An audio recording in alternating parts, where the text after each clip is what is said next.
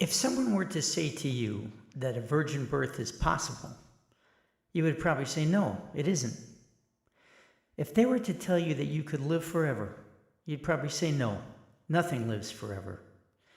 Yet two discoveries from the world of science turn that thinking on its head.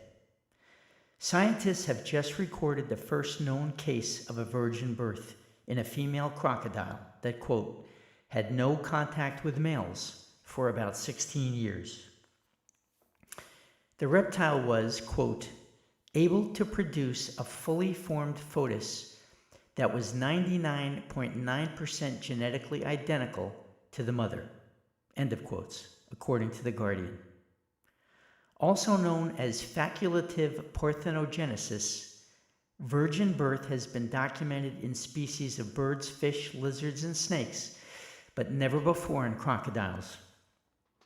It is the process by which an egg develops into an embryo without fertilization or sperm. A virgin birth. And according to a scientist friend at church and supported by a story in BBC Earth, there is in fact a creature that is immortal. When the medusa jellyfish dies, the story reports, quote, it sinks to the ocean floor and begins to decay. Amazingly, its cells then regenerate, not into a new medusa, but into polyps. And from these polyps emerge new jellyfish. The jellyfish has skipped to an earlier life stage to begin again. End of quotes. Born again.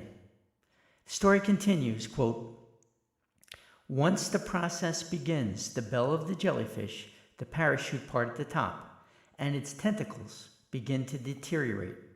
It turns back into a polyp.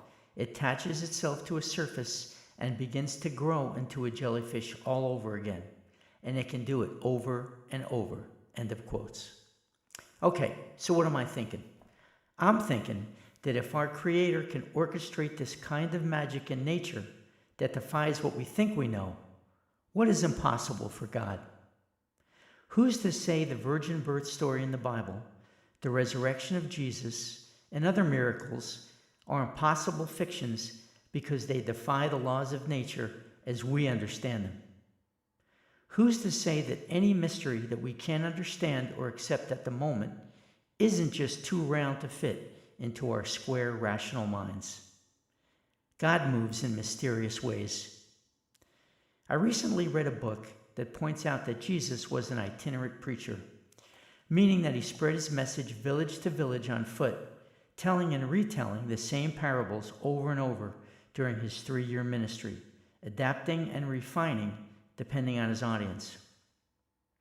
The Bible contains various versions of events and teachings, miracles, and signs and wonders recorded by numerous observers at different locations and using distinct language that differ in detail, yes, but always seem to resolve to a similar resonant truth. The details may differ, but the message that rang true to those who heard Jesus preach 2,000 years ago still rings true today to those who have ears to listen. Keep your mind open and your ears sharp. Until next time, stay safe, be brave, and keep walking in the light. The song pairing is Signs and Wonders.